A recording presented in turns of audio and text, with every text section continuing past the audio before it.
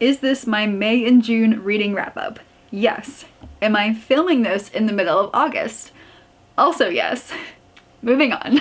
Hi and welcome to my May and June reading wrap up. It is obviously way later than I normally have it and would like to have it, but this summer has been absolutely insanely crazy busy for me, and I just haven't had a time to just stand here and talk about the 31 books I read in those 2 months. I read a nice 11 books in May, which is one of my busiest work seasons of the year, and for some reason when I was traveling around in June, I read 20 books.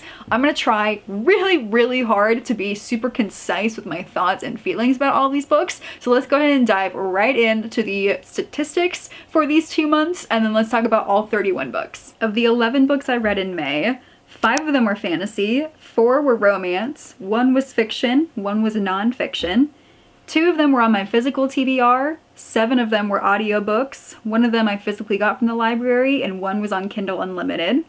My average rating was 3.73 stars. I had my very first 5-star of the year and 1 other. I DNF'd 1 book and I reread 0 books. Of the 20 books that I read in June, 6 were fantasy, 9 were romance, 3 were YA, 1 was a YA fantasy, and 1 was mystery. 4 of them were on my physical TBR.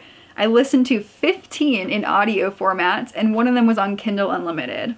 My average star rating was 3.81, and I had 3 5-stars, 2 DNFs, and 2 rereads. So overall, pretty good reading ones for me. I was just out and about and moving around so much that obviously my preferred format for reading was audiobooks, especially in June. The first book I read in May is You with a View by Jessica Joyce, and it is my first 5-star of 2025. It took me 5 months, but we finally got there. Our main character just lost her grandmother, and in her grief, she's going through all of her grandmother's things, and she finds these old love letters, but they are not from her grandfather. And so she goes digging and she finds out that her grandmother was once engaged and was about to be married to this other man. Our main girlie feels a little bit betrayed, and she feels like she has to find out who this other man is. And so she posts a video on TikTok and includes the photo of the grandfather, and it goes completely viral. People are trying to find this guy for her until finally one person responds and says, "Hey, that's my grandfather, let's meet up for lunch." So this man and his grandfather go out to meet her, and lo and behold, when they show up, they realize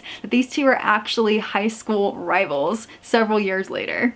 These two were academically at each other's throats for the entirety of their high school careers, and quietly they've been kind of keeping up with each other over the years online. Our main girlie right now is not really feeling on top of the world, and she thinks that our main guy is at the top of the world. He's very rich and very successful, and so there's quite a lot of bitterness when they re-meet. So they learned from his grandfather that their grandparents were going to take this road trip to celebrate their honeymoon, and so using a map, they decided they are gonna go on this road trip. She wants to go, and she invites the grandfather along because he wants to live out this road trip that he once planned. And of course, the grandson also comes along to make sure that everything goes well. This book is as hilarious as it is heartfelt, as they deal with grief and self-discovery as much as their witty banter, close proximity, and lots of mayhem. As they go along on their journey, TikTok of course wants them to share it, and so she's taking videos and posting them along the way. Social media is usually a really big ick for me in books, but for some reason it didn't really bother me in this one. I really love their intellectual chemistry in here, how much of their flirty banter just made me giggle as I was driving around listening to this. I really loved the locations they went to. It just felt like such a fun road trip and a really great way to fall in love. And then I finished out the Rebel Blue Ranch series with Wild and Wrangled.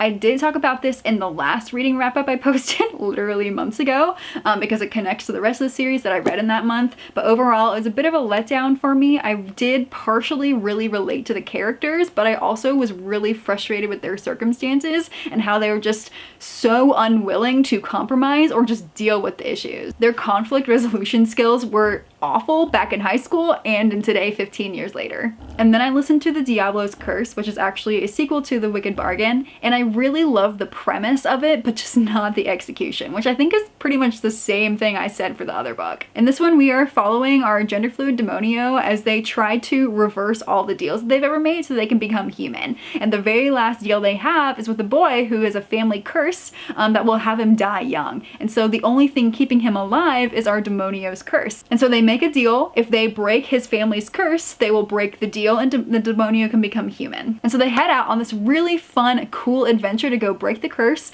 by going to find this long lost treasure on a hidden magical island. And that in itself is just awesome. The island itself is really cool. It is trying to kill them. It is a very detailed, dangerous place that already poses a ton of challenges and really fun ways for our two main characters to have opportunities to kind of go through conflict together and to fall in love. And if that had been the whole story, it would have been spectacular. However, the about on the back tells you nothing about this, but when you arrive on the island, you realize that there's actually a lot of other people there who are also looking for this treasure, and they have their own things happening. And so they just add a lot more to this book that honestly hinders it. They add a lot of distraction and they slow down the pace, and they just create a lot of extra turmoil and details that we just really didn't need.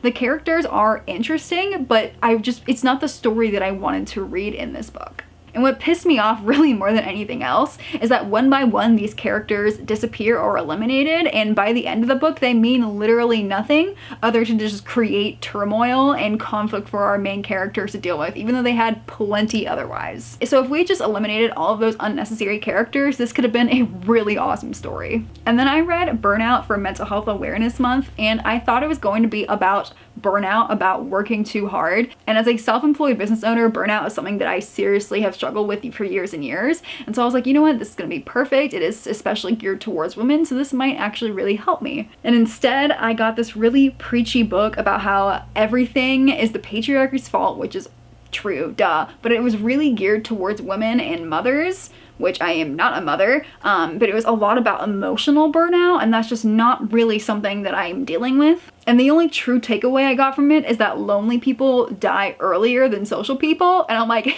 great. And then I continued Nghi's Cleric Chi series. I listened to The Brides of High Hill, and oh my goodness, this series gets better and better with every book. This one, it feels definitely different to the rest of the series, and that this one is super eerie and it's mysterious, and you just have this feeling of something's off throughout the entire book. But Cleric Chi has this really great skill of getting themselves into trouble, like just absolutely surrounding themselves in like serious danger, and they just like have to figure their way out of it. The writing is, as always, just absolutely top tier. It is so lyrical, it is so atmospheric. You are just plunged right into the story, and you read it all in one go every single time. These books are really short, and they always include some kind of moral or lesson to the story, while also just delivering a very unique and very memorable tale. And then I listened to Dragonfruit for Asian American and Pacific Islander Heritage Month, and I am obsessed with this story. It is one of the most unique fantasy tales I have ever read. The main plot to this is that there are dragons in these worlds, and if you consume their eggs, they can undo a greatest wish or a greatest fault. Our main girl as a child is viciously put into a coma, and her father betrays their matriarchal kingdom in order to save her. And so the two of them are banished and they run away, and pretty much immediately the father dies. And so our main girlie is brought up alone, and she learns to fight for herself. And while she is out exploring, she learns that she really loves learning about dragons, and so she is out there trying to protect them, trying to learn about them. Meanwhile, her home kingdom is kind of crumbling a little bit because it is a matriarchal society, and the queen's daughter is also still in this coma many years later, and her only son is unable to take the crown. And so now, years and years later, against her will, our main girl is brought home, and they have to figure out together a way to save the kingdom.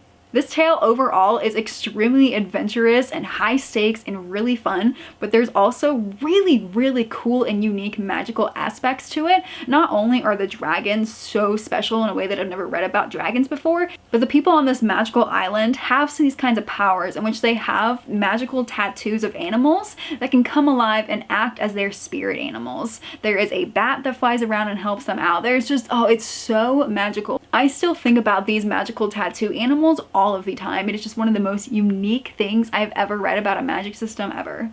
The stakes in this tale are extremely high. There are really dangerous foes at every turn that will continuously make things harder and will actually go out and kill a lot of people. There is really, unfortunately, very graphic slaughter of dragons in this book that just broke my heart every single time. I've never really read books in which the main mythological creatures are killed in such brutal ways, but they are in this book, and it is so heartbreaking. I know this book is marketed as a romantasy, but the romance in here is really a subplot. But even as a subplot, I cheered for it so hard. It is, of course, our childhood friends to lovers kind of arc that just is so heartwarming and is really earned throughout the course of this novel. But it in no means is the main point of this book. If you think you can stomach the slaughter of these magical dragons, then I highly, highly recommend listening to this while also reading, because the narrator is obviously able to say all of these really traditional words and clothing items and just things that I could not picture, and I wish I had them in front of me so I could Google what they look like, because this world is so visual, it is so lush, there's just so much description, but there's just certain things that I couldn't picture because I couldn't spell them and I didn't know exactly what was happening. So highly recommend a tandem read for this one if you can. And then I listened to The Great Divide for my Read the World challenge. I randomly picked out Panama, and this was the book that surrounds the lives of many different characters surrounding the building of the Panama Canal. We live the story through several different perspectives of people that are both pro and against the canal, of people that are born in from Panama versus people that come from the outside world. We have people that come out from outside world to work on the canal. We have people that are in English-speaking countries that come to kind of be in charge of working on the canal. So we're really given a large array of perspectives throughout this novel. I can say that I learned quite a lot about this time period, and we're given voices to a lot of people that don't normally have voices, but these characters seriously stressed me out in a lot of ways. I did not love their decision-making skills, particularly some of the younger characters. Honestly, and even the older characters, really every single one of them stressed me out, to the point where I wasn't really enjoying the story. I was just like, oh my gosh, like, have some conflict resolution, like, please, like, end this, please. Their points of view were also sometimes really jarring to fly between because their stories are all interconnected, so you have to get through like one point of view, then the other. But sometimes I would kind of forget that they were in a multi-POV story, and we'd get to a good part in one point of view, and then suddenly we jump to this other side, and I'm like, whoa, wait a second. So it was a more jarring experience than other multi-POV books that I've ever read, but overall I did still read it, and if you're interested in that portion of history, I do recommend it. And then I had my second 5-star of the year. This is When in Rome by Sarah Adams. And all things considered, this is not a book that I expected to give 5 stars to. I normally don't like books where one of the main characters is like a pop star or like any type of musician ever. So I was shocked when I ended up giving this one 5 stars. I started listening to it one day and I did not stop until 2 a.m. because I physically could not put it down to continue it the next day. I giggled and blushed and like kicked my feet throughout the entirety of this. Our main girlie is a pop star who just really needs a break, and so a la Audrey Hepburn style, she drives to Rome, Kentucky, and her car breaks down in the front yard of this guy. And while her car is in the shop, he offers to house her. And so she kind of has this super small town little getaway in which she's staying at this guy's house, and he has like no internet, no cell phone, so he doesn't really know who she is, other than like a basic understanding that she's like a pop princess. And their love story is so cute. Like, it's so cute. Their small town is just filled with so many meddling neighbors. Everyone is up in their business. He has 3 younger sisters that are also up in their business and are hilarious side characters. He's a grump, but he's also a super softie, and he owns a pie shop. She is figuring out what she wants in life, but she's still holding on to her dreams and her very high standards. He's dealing with the health decline of his grandmother, and so there's a lot of heavy topics that are dealt with through this book, but I think they're done so well. They actually spend real quality time together. We see them having actual conversations with each other in which they're just not talking about like their immediate emotions or what's happening around them. Like, they are actually having real activities with each other in which they're getting to know each other and falling in love, and it's so cute. Their banter is also super sexy, and oh my goodness. Overall, this book is just really cute and it's really wholesome, but it still really digs at your heartstrings. And I immediately went out and bought it so I can read it again and tab it this time. And then I listened to The Spy and I, and to be completely honest, 3 months later, I really don't remember much, but I do remember it being super fast-paced, like funny, witty banter. It was definitely insta-love, but I was like, screw it, it's just like a fun, silly book. And it was. It was spies, it was subterfuge, it was criminal masterminds, it was her hacking into things, it was them, you know, running from explosions and shooting at people. Like, it was a very fun book. I do recall it being incredibly similar to Ally Carter's The Blonde Identity, Humanity. But I love that book and I was like, screw it, let's read this one too. And then I read A Dark and Drowning Tide. This is my Illumicrate version and I'm trying really hard to read these really pretty books I own. And so I read this one for Jewish Heritage Month and I hate to say that I hated it. The atmosphere, the characters, the folklore, the magic, the atmosphere, the world, all beautiful, lush, descriptive, really unique, really awesome, really absolutely stunning in every way. The actual plot of the entire book and therefore its messaging, really, really, really bad. Like really, really bad. This is supposed to be a dark academia story in which these people go out on an expedition, pretty much an impossible expedition, to find like the well that will give them ultimate power. And their professor is immediately murdered on board. And all of that is really on par with dark academia. The problem is everybody on this expedition are all the royals from each of the like mini kingdoms within this bigger kingdom, and somehow they are like the top of each of their disciplines. So all of them are the royals, except for of course our main girly, who is supposed to be like the like demonized, oppressed, like kind of fantasy Jewish people in this. And so it's just her and then all of these royals on this cruise together. And then their professor gets murdered, and so suddenly it's a murder mystery in addition to this like big quest they're on. But then they immediately leave the boat, and so the rest of the story is them like going on foot and like figuring things out on their own, but also stabbing each other in the back, and just like our main character looking down on everyone and just being really mean to people that are even being nice to her.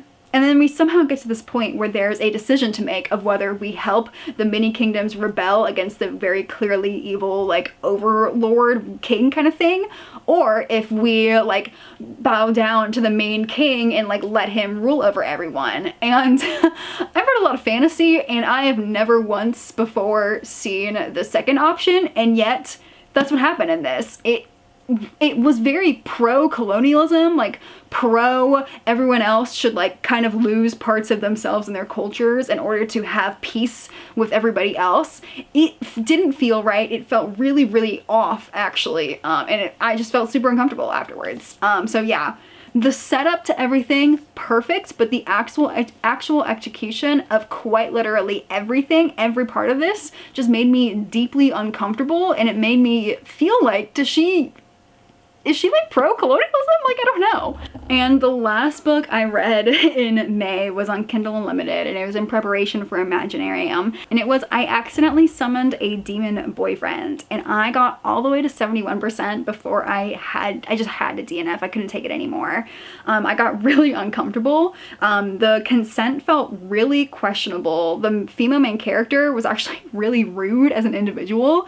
There were extra love interests that were like they were there. Like they just added, I guess, more to the story, and I was like, you have no reason to be here. Why are there other love interests? It was a lot of women hating other women, like our main character and all the other female characters. Like none of them can get along. There were just too many things happening, and the smut wasn't even good by my taste. So I really love the vibes. I love the idea of this book, but it was not for me. Okay, and now I have to go to a client call, and then I am going to try really, really, really hard to get Imaginarium tickets for next year from the general sale because I couldn't get them in the pre-sale. So I'll be right back, hopefully really happy.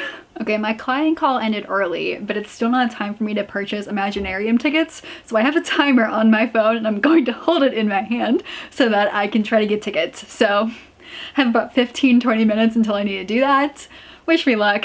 Anyway, we are going to now move on to my June reads. All 20 of them. I started June by listening to Puck and Prejudice, which is obviously like a nod to Pride and Prejudice, but honestly, all the nods to Pride and Prejudice surprisingly were my least favorite things about this book. It is utterly silly and nonsensical, but kind of a fun time. It was definitely fun and lighthearted and very quick and easy read. But the fact that our main character's name was Lizzie and Jane Austen is a literal side character to this give me like the biggest ick. But basically it's a marriage of convenience between a cancer-ridden hockey player that accidentally goes back in time into Regency era, and he is kind of rescued by this lady who does not want to get married, and they fake get married so that when he goes back to the future they can pretend he died so she can become a free widow. I love how like super pragmatic they are and how real about the situation, but they fall in love so quickly, and of course it's just like a fun, silly, goofy time, but like Oh well, it was what it was. And then in preparation for Imaginarium, I read Heart of Ice on Kindle Unlimited, and I don't fully understand it, but I have never highlighted so much on a Kindle before in my life than in this absolutely wild thing of a novel. I wrote this down because it's so much. They're fae dragon shifters that are royalty. She's in a spy guild. She has a fake fiance. There's amnesia. There's bride trials. There's insane smut. There's lots of murder mayhem, toxic relationships, so much more. And yet somehow this is also a reverse harem between our main spy royal dragon fae shifter and the angry prince of another kingdom who's also a dragon fae shifter. And they have a very shared history, and it's so toxic, but they can't help but be in love. And his two best friends, which is the silent broody bodyguard, who is tasked with protecting her and doesn't really understand his place, and the super darkly intelligent game master that is in charge of these bride trials that she must partake in after being stolen from her homeland to come and be his fake fiance. She then has to participate in these bride trials anyway, and they're dangerous and crazy. Quite literally nothing in this book makes sense, but for some reason I am so here for it. I think there's one more. They left it off on this huge cliffhanger. I think there's like one more in this series, and I learned that it's actually like part of other series, and she's done a ton of these like crazy, wild, dramatic books, and now I feel the need to go back and read them all. And then I read the sequel to When in Rome, which is Practice Makes Perfect, and I again listened to this in its entirety in one day. This one follows that guy's one of his younger sisters, the youngest of all. She is this sweet, innocent little flower child that is following their mother's dream of owning a flower shop in this cute little small town. But she's ready to grow up and kind of become something other than how the town sees her as this cute little sweet child. So she keeps going on all these dates, and the people keep telling her she's boring, she's not good at flirting, all this stuff. And so she feels like she needs to like step up her love game. And of course she's always had a crush on this really sexy, hot, tattooed bodyguard who is the ex-bodyguard for the pop star princess that is who is now marrying her older brother.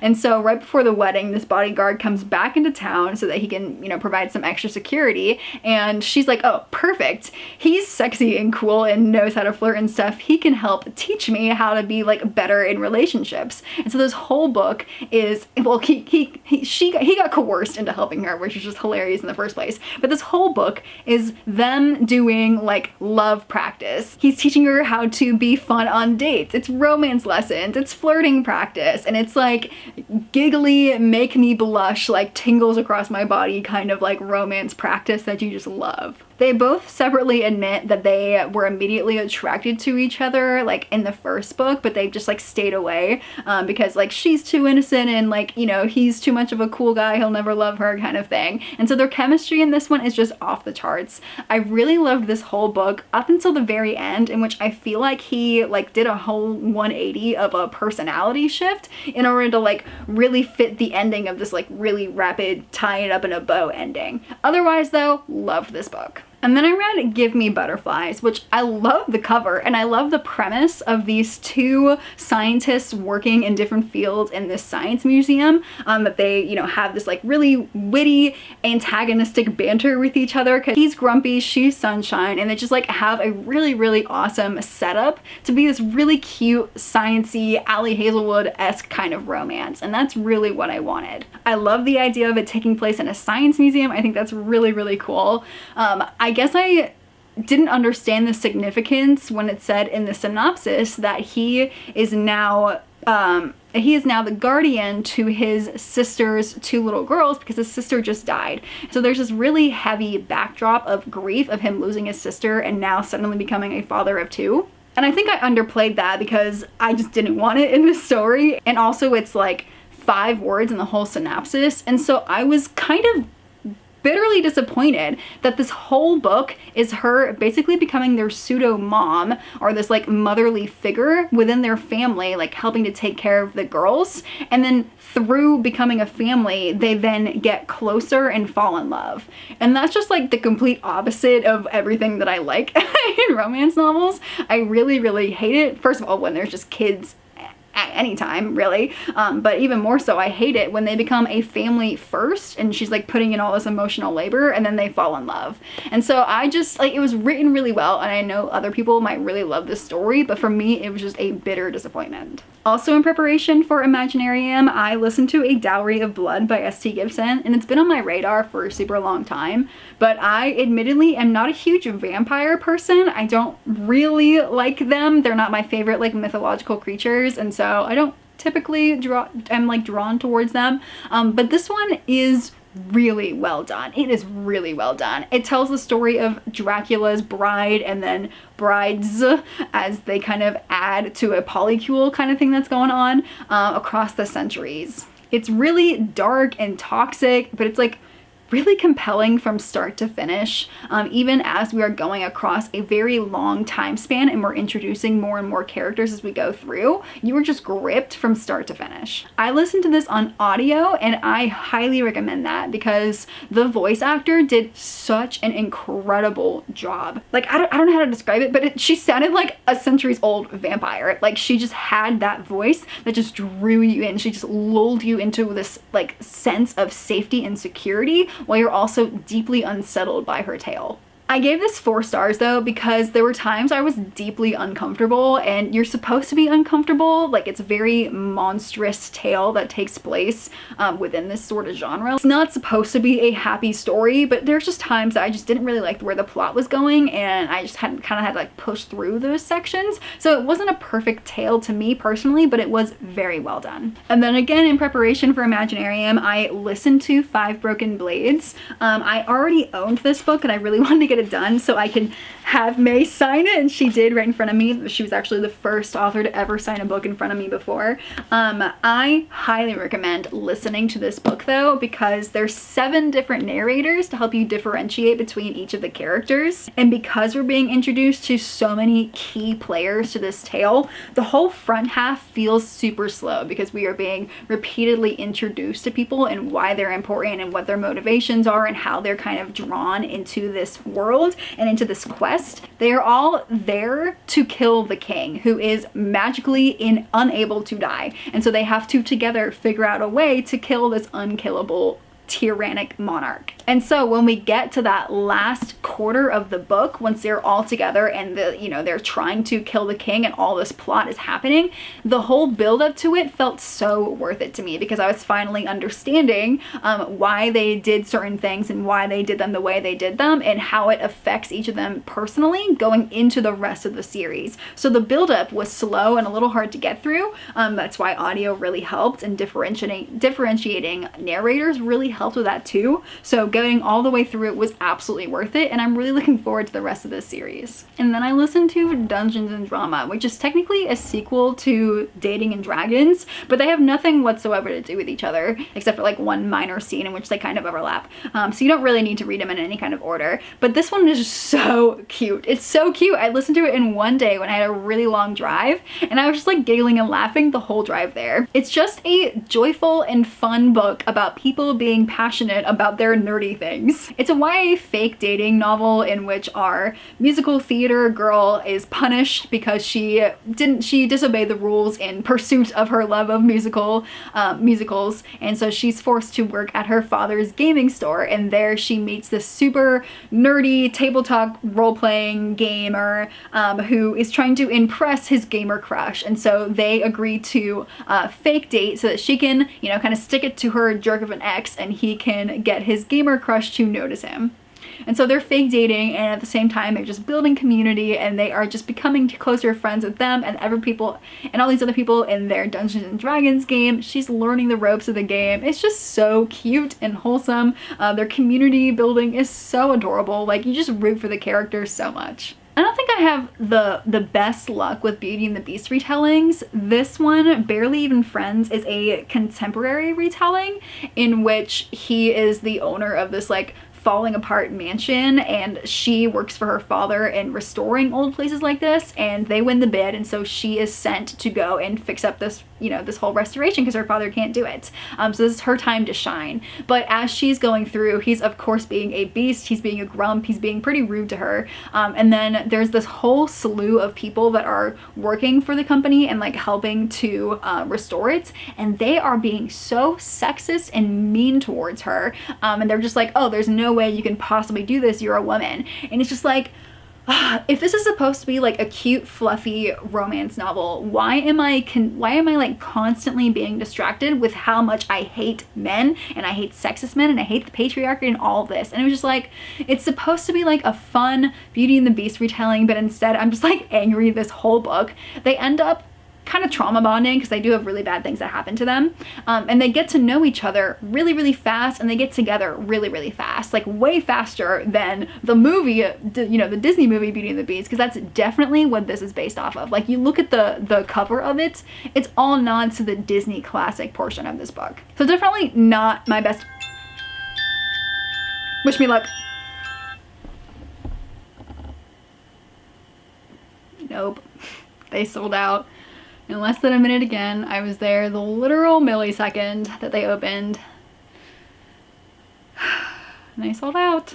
So catch me haunting the resale Facebook group for the next many, many, many months. Anyway, so if I seem sad for the rest of this video, that'll be why. That'll be why. You know what? No, I need a snack. Alright, I ate a snack. I figured out the date that the resales open, December 1st, if anybody else is here and didn't get tickets. I watched a YouTube video. I'm feeling a little better. Let's get back into it. The next book I listened to in June was Jewel Me Twice, and it's a second chance heist rom-com, which is a very fun setup. I really enjoyed all the characters. I love that they had a past that they continuously referred back to. I love that the stakes were really high. They were on some pretty huge missions to try to steal some pretty valuable things. I really love that, like, if they got caught, they were going to jail for life kind of thing. I loved their banter. The side characters, her assistant especially, were absolutely hilarious. There were times where I was pretty frustrated with them and their relationship, but overall it was a pretty fun and quick story. I had less fun with You Had Me at Happy Hour. I really liked the setup. It's a family restaurant that's kind of going under, and they have a nephew who is a wine sommelier, and he has, I think, OCD. And so he is really, really particular in how he thinks that people should drink their wine. And he's really, really good at his job, but people at this, you know, totally normal restaurant don't really care. And so this restaurant is going under, and they're getting a lot of bad reviews because of him. And so this family hires this TikTok star mixologist who's a little bit broke for him to come in and for these two to work together to create a series of happy hours to try to generate buzz for the restaurant and like save, you know, the family business. The TikTok star also has anxiety, so there's a lot of representation within here, which is really good. But overall, this story stressed me out, and it really wasn't what I thought it was going to be. They very quickly realize that they're attracted to each other, and then they make this like sex pact together, and they get together really, really quickly, and there's a ton of smut scenes, and they're really, really kinky, like way kinkier than I was expecting from this novel at all. And so a lot of the book was them just like hooking up, and I was like, okay, what about the saving the restaurant? Like, what about that? So they stressed me out for a ton of reasons, and it was like just not the book I thought I was going to read. And then I got, in a blind date with a book, I got this like cozy beach mystery called Live and Let Chai.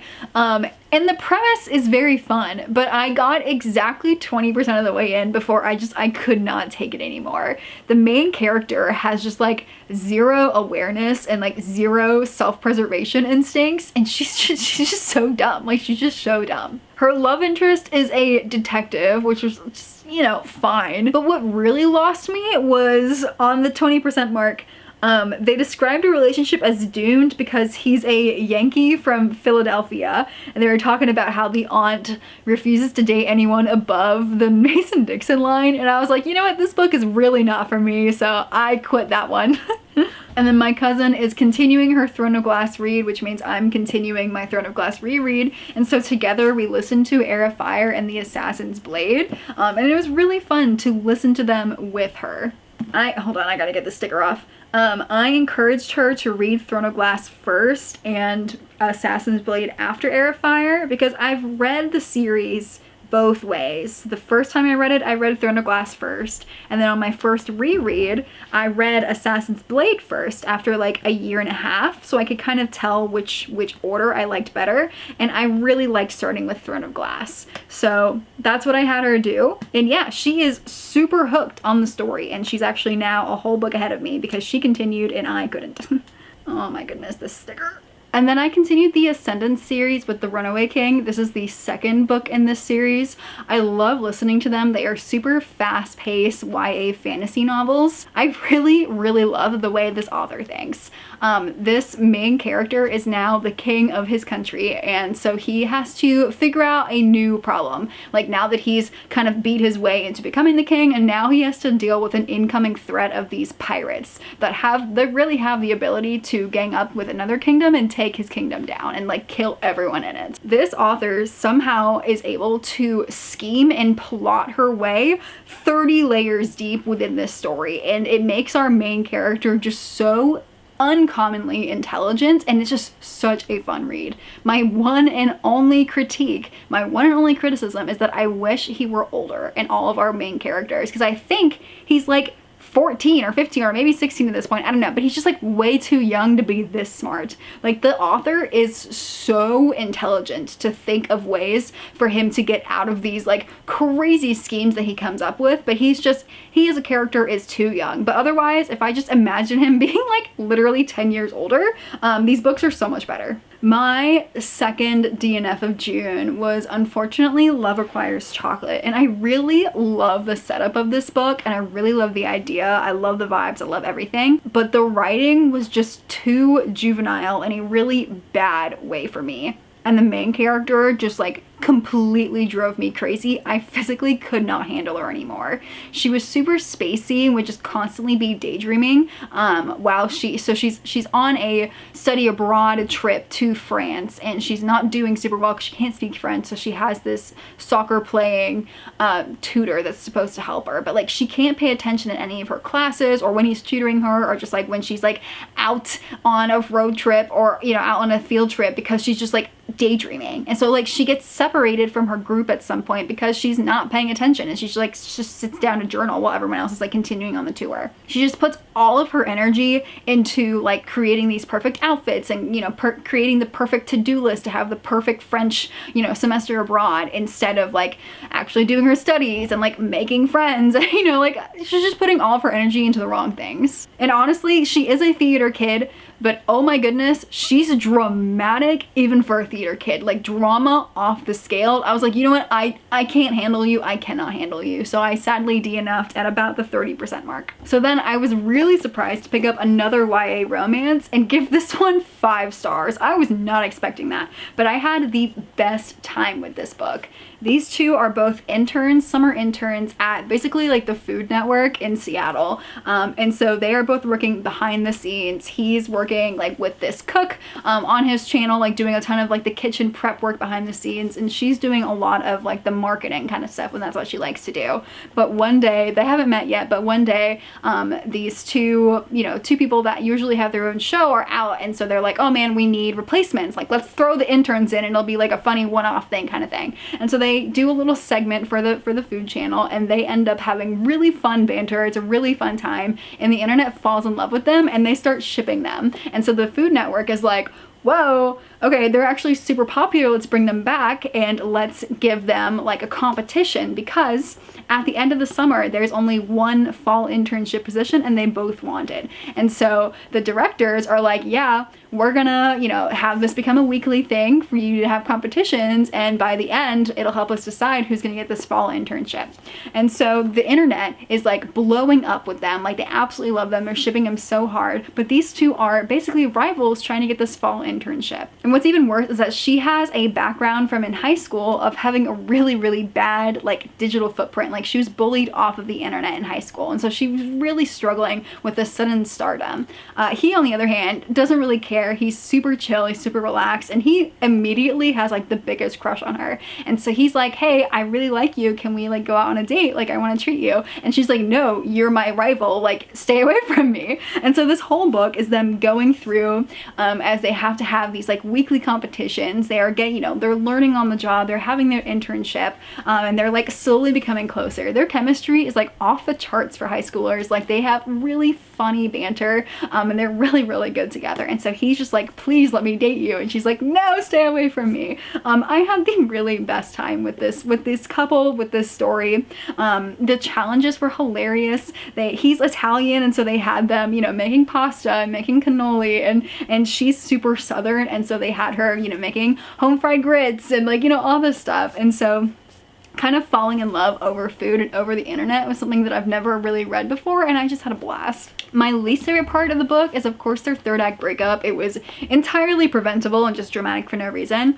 But my favorite thing about the book was honestly how the women in this, her, the intern, and then all of the women that work at the Food Network, they like stand up against the blatant misogyny within the company. And that was just, oh, it was so good. If I had tabs on me, I would have been tabbing so many things. It was so uplifting and a great story. For a YA romance, I very rarely give out, if I ever have, a 5-star to a YA contemporary romance. I loved this book. Then I read the third book in Sarah Adams' When in Rome series. The fourth one is not out yet, so I'm officially caught up. This one's called Beg, Borrow, or Steal, and I literally swear she puts crack in these books. I once again stayed up until 2 a.m. listening to this book because I did not want to put it down and save it for the next day. This one in particular, I think, is a true rom-com masterpiece. These two started out as rivals back in their college days, and it continued their rivalry as they both became second grade teachers at the same school in her hometown. And now a few years later, they've been rivals for a very long time, and he actually moved away with a fiance, and so she's like, I finally am at peace.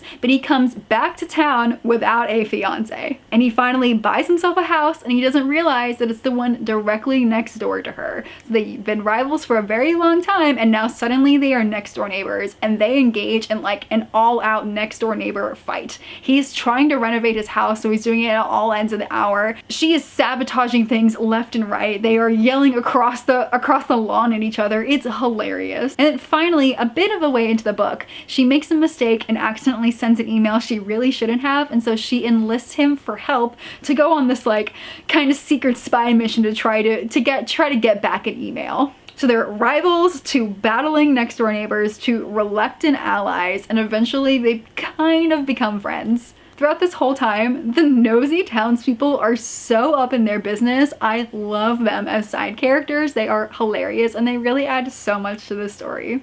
These two have super witty banter. They are so intelligent with each other. They are just on the same level of emotional intelligence. They really get deep with some of their conversations later on, but even before then, they just have the funnest interactions. There's some motorcycle scenes in this that are just, oh my god, they're my favorites for sure. I giggled and kicked my feet and just blushed my whole way through this whole book. And even at the same time, they both have insecurities, and there's so much personal growth throughout the novel. To me, it felt perfectly paced. They didn't get together super quick. They didn't turn around their rivalry until they actually had reason to, and they'd interacted several times. They were obviously attracted to each other the whole time, but the rivalry really took root. So I really love how well paced this whole book was. It was perfect. It was perfect.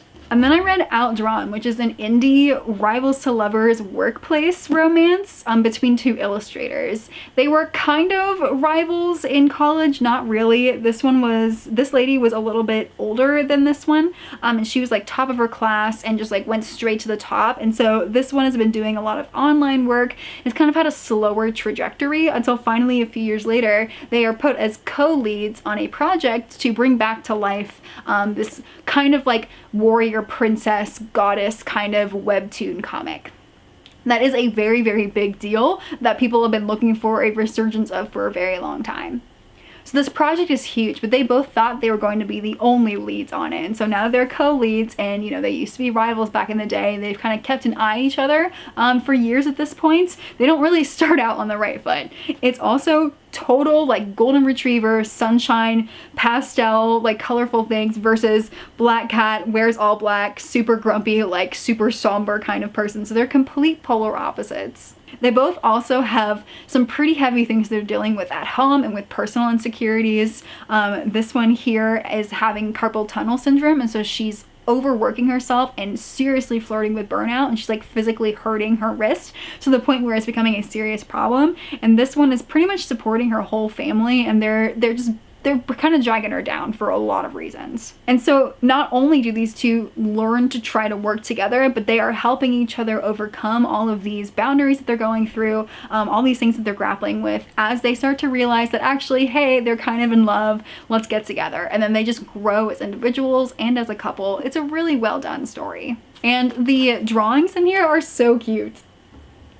There's a few sprinkled throughout. This one was a little bit darker than I was expecting it to be, and sometimes I was pretty frustrated with the characters, but overall, I definitely recommend. And then I listened to Her Night at the Museum all in one day, and this book is absolutely ridiculous, but I was laughing all at once and I could not stop it. So take that as you will, but I actually do recommend this absolutely crazy, stupid, funny, ridiculous book. A knight in ye olden times was cursed to live as a statue, and so he's for centuries just been this statue. And so finally in the modern day we have this really lonely like museum restoration expert, and she finds the statue and she's like, wow, he's really attractive, and she's like, I'm so lowly, you know, paraphrasing, whatever. And I think she kisses him and he comes to life. I think that's how it happens. It's ridiculous because they can kind of telepathically speak to each other. It's this whole thing. But anyway, he comes alive, and the thing that I really love about this book is that finally she's asking the real questions, and they're like dealing with the issues of a time traveler. Every time and I say this as though I run into this all the time, but you know, the 5 times I run into time traveling things, is that once they get there, you know, to the modern day, they're just like, you know, teaching them about hot dogs and, you know, all this stuff, right? But instead, she's like getting him an ID. She's like teaching him about cars and like dangers and like strangers and all this stuff. And I'm like, thank you. You're taking this seriously. Like, how else are like, you know, if somebody shows up from a fantasy portal, like they're going to need an ID. They're going to need a passport. You know, they're going to need all these things. We're going to have to figure out like legally where you came from. And so I gave this story massive props because it is absolutely silly, goofy, ridiculous. But she's also really thinking out there. The questions I've always had, like, how are you gonna get him legal? But truly, I think my favorite part of this whole thing is that she gets him a job as a jousting knight at their version of medieval times, and that's just like the silliest, funniest thing to me. I just loved it. This whole thing was a silly masterpiece. And finally, the last book that I read in June is The Phoenix Keeper, and this was another 5 stars for me. Not only is this book incredibly gorgeous, this is my Illumicrate special edition, but I loved everything about this book. I read a lot of the reviews, and this is not a 5-star book for everyone. Like, it's really not a 5-star book for everyone, but it was for me. The major selling point and the way that they marketed this book is that it's a cozy sapphic romance. But it's really not. It's more so a story of this girl. She's super, super anxious, super socially anxious. She really can't talk to people. And it's a story of her trying to become who she wants to be. She really wants to be a bit less socially anxious, and she really wants to save the phoenixes. She really wants to build up a breeding program so that they don't go extinct. So really, this whole book is a parallel story of her building up this phoenix breeding program, as well as her working on her own personal growth. The romance really takes a back seat in here, and it was kind of a jump scare because the whole half of the book, she's actually pursuing one of their other zookeepers that's a guy, and he's like this like perfect dragon zookeeper guy. And so the sapphic love interest works for the Griffins, and she has always been a character, but she plays a really minor role in the first half, and then she becomes more prominent and the primary love interest in the second half. So I really think that calling this a sapphic love story is doing it a serious disservice, and it's changing the expectations people who go into this book. Personally, I freaking loved this book because I was more so in it for the magical zookeepers, because this whole book, I would absolutely consider it a cozy fantasy because it's super low stakes. She's just trying to build up this breeding program, and it takes place in a very cozy, fun, magical zoo with all these magical creatures. And so although this takes place in the greater context of a larger magical world, we really spend all of our time within this zoo. And as we go through, it's so cool. As we go through, she's super rich with her descriptions. She's going through and she's explaining the sounds, the smells, the looks of all of the exhibits, all the animals there and their magical properties. A little bit less on the people because she's scared of people. She doesn't want to interact with them. And so the emphasis is really on the description of the animals, their magical abilities, and the zoo. And I love that. I love that kind of really rich, detailed description of, you know, things that are magical and wonderful. This book also takes place across almost 2 years as she is, you know, trying to get into dating. She's trying to, you know, just talk to other people. She's just trying to survive her zookeeper talks that she has to do every day. She has to go through all these political hoops to try to get her breeding program under there. And then when she gets it, she has to build up the breeding program and then build up the birds in their relationship. The book is super slow paced until like the last 5% in which like all the action happens. But honestly, I loved that because everything that happened in that last 5-10% felt so earned to me. Her love story building up felt so earned because it was across months and months and years of knowing each other and then finally working together and falling in love. Her building up the Phoenix program and finally getting the eggs that she's desperately hoped for her whole life felt super earned because of all the hard work we watched her put into for years and years. Her confrontations with the eventual antagonists of this book and, you know, the high stakes running away from guns, like that stuff does happen in here, but it feels earned because she's been working on interacting with other people. She's been working on stepping out of her comfort zone for years at this point. So there is action in here, but it's really that last 5%, and it's only because she's been working towards it the whole rest of the book and pretty much the whole like 2 years leading up to that moment. I really adore the personal growth in here. It's just it's so heartwarming in the best ways. All the side characters in this are also really fun. There's some really wonderful representation in here that just, it felt so realistic to me. I also loved the acknowledgments at the back of the book because S.M. McLean thanked specific birds that she worked with, I think in her collegiate program. So she's like, yes, thank you to this falcon because now I know how scary birds can be. And she thanked like 4 or 5 like specific birds that just really just made me fall in love with her more as an author, and it made me understand how deeply she cares for these animals, about this magical world, and also how much of herself she put into our main character. She did say in the acknowledgments that she also has this severe social anxiety, and so just adds a whole nother layer of care that she put into this novel that I seriously appreciate. That is going to be all 31 books that I read in May and June. I hope you were able to take away a few new additions to your TBR. I certainly finally started having some 5 stars. Maybe it's because it's warmer and I'm happier, I don't know. But I read some pretty wonderful books these 2 months. Also some not wonderful books, but you know what, that's gonna happen anyway. Let me know if you've read any of these books before, whether they sound interesting to you. But yeah, that is going to be it for today. Thank you so much for watching, and I will see you in the next video.